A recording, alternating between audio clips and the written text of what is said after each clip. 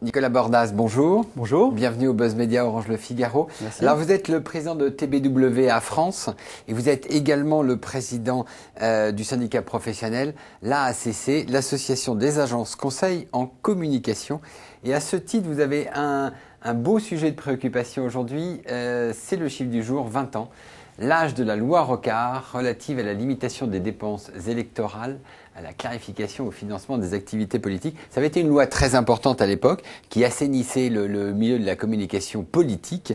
Maintenant, la ACC, Monsieur Rocard lui-même et des parlementaires veulent assouplir cette loi et notamment permettre de nouveau l'expression politique dans la presse et l'affichage. Quels sont les enjeux et pourquoi maintenant revenir sur cette loi ? Alors, je suis content que vous me parliez de ce sujet-là, parce qu'il y a beaucoup de sujets en ce moment sur lesquels la ACC travaille.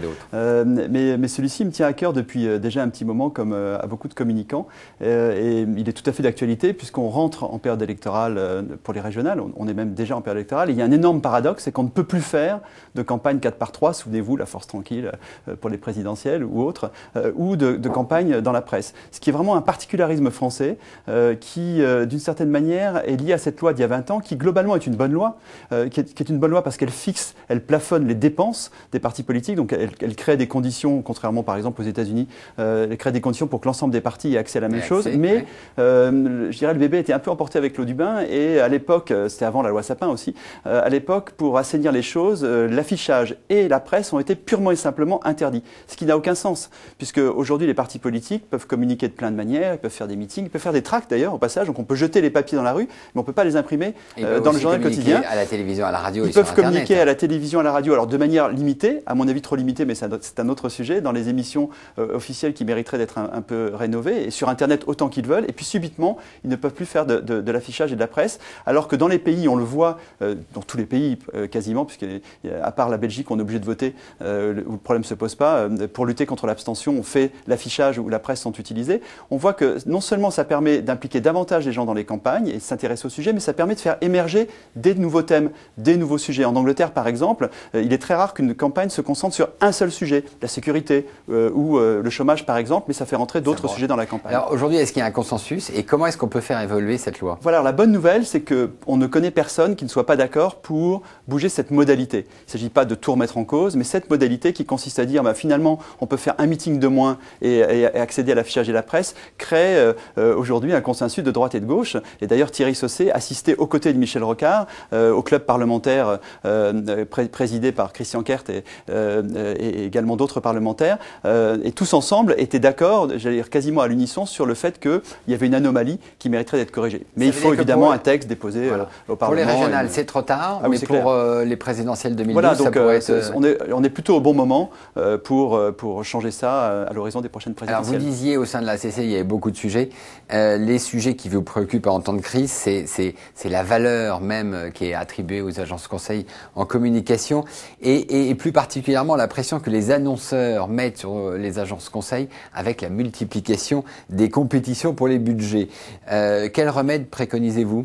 Absolument, c'est un sujet central et donc un des vice-présidents de la ACC, Laurent Habib, que vous avez reçu, je crois, il n'y a pas si longtemps ici, est en charge, avec un certain nombre de gens, dont Frédéric Winkler et beaucoup d'autres, de réfléchir sur ce sujet qui n'est pas juste les compétitions, mais dans lequel les compétitions sont un enjeu central de destruction de valeur. Ce sujet, c'est quoi ? C'est la création de valeur immatérielle, la mesure de cette valeur immatérielle, la question des droits d'auteur, la question des contrats, parce qu'on est bien évidemment en période de crise sous une pression très très forte de renégociation permanente de contrats, ce qui, d'une certaine manière, est la vie, mais en même temps, il faut faire attention que ça ne pénalise pas la qualité de ce qu'on peut produire. Et puis, il y a un enjeu particulier de nos métiers, en particulier en France, sur les règles des compétitions qui sont globalement très bien établies puisque l'UDA, l'Union des annonceurs, et la ACC ont établi ensemble un certain nombre de règles du jeu pour éviter des dérives entre guillemets en termes d'investissement, donc de coûts pour des compétitions, qu'il n'y ait pas un trop grand nombre d'agences qui soient en même temps en compétition, que les compétitions ne soient pas nécessairement des compétitions créatives qui génèrent un énorme investissement.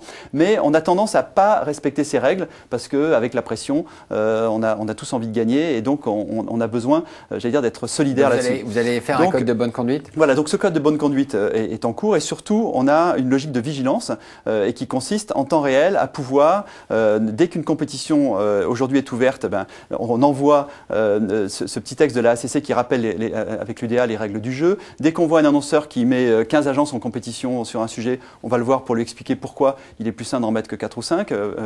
Et donc, on essaie d'avancer sur ce sujet parce qu'en 2009, ça a été très difficile pour beaucoup d'agences. Alors, il y a un autre sujet qui agite le monde de la communication aujourd'hui, c'est les négociations exclusives pour la cession de la régie France Télévisions au tandem Publicis-Courbis. Alors, on a vu Guillaume Panot, président de TBWA Paris, faire une lettre ouverte virulente dans le monde contre cette opération.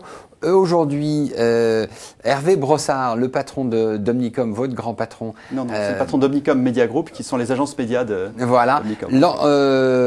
a adressé une lettre ouverte à la fois Madame Christine Lagarde et Monsieur Frédéric Mitterrand pour effectivement poser les questions et mettre en garde contre cette négociation. Où est-ce qu'on en est ? Alors, je m'exprime ici au titre de la SCC et en aucun cas au titre de TBWA qui s'exprime par la voix de Guillaume Panot ou d'Omnicom Media Group qui s'exprime par la voix d'Hervé Brossard. Et au nom de la SCC, j'ai 2 remarques préliminaires à faire. La première, c'est que j'ai à cœur de préserver l'esprit collectif, même quand les membres peuvent ne pas être d'accord sur les sujets. Jusqu'à présent, tout a été consensuel. Bon, pour la première fois, on a un sujet qui l'est un peu moins et qui pose un certain nombre de questions. La deuxième remarque que je voudrais faire, c'est qu'il n'y a rien d'ad hominem, comme on dirait en latin, lié aux personnalités qui sont derrière, ou même au groupe dont on parle, qu'il s'agisse de M. Maurice Lévy et de Publicis. Mais vous dites qu'il y a quand même quelques dangers. Ou de M. Courbis et de Love. Et donc, il y a des risques, et là-dessus, le bureau de la ACC qui s'est réuni la semaine dernière a noté que cette évolution, comme d'autres, parce que la question c'est les marques qui deviennent médias, c'est la question sur Internet, c'est la question des placements de produits, puisque France Télévisions, lorsqu'il n'aura plus de publicité traditionnelle, en supposant que la publicité avant 20h disparaisse, aura la capacité, aura besoin d'une régie. Pourquoi ? Pour, d'une part, faire des partenariats, des émissions, des formats courts, des placements de produits, etc., pour lesquels les règles du jeu aujourd'hui ne sont pas posées. Donc c'est le bon moment pour poser les bonnes règles du jeu saines, et il faut être très vigilant sur ce dossier, parce que comme France Télévisions, c'est 30% de la télévision et que c'est une régie qui est télévisuelle et Internet avec une logique de, entre guillemets, pénurie de nouveaux d'accès à la télévision, en tout cas sur les chaînes de France Télévisions, c'est le bon moment pour fixer les bonnes règles. Et j'ai lu comme vous ce que Hervé Brossard a écrit. Je trouve que les questions qui sont posées sont des bonnes questions sur lesquelles le métier globalement doit répondre. Est-ce que vous pensez qu'il y a un conflit d'intérêts possible ? Il y a des risques. Donc du coup, il faut les contrôler. Et donc tout l'enjeu là de ce qu'on met en place à la ACC, c'est de dire, une fois de plus, c'est pas de dire un tel a raison ou un tel a tort, c'est de juste se poser les bonnes questions et de maîtriser les risques pour contribuer à ce que dans ce dossier, la concurrence soit parfaitement respectée. Nicolas Borda, je vous remercie et nous nous retrouvons demain pour un nouveau Buzz. Merci, bonne journée. Merci à vous.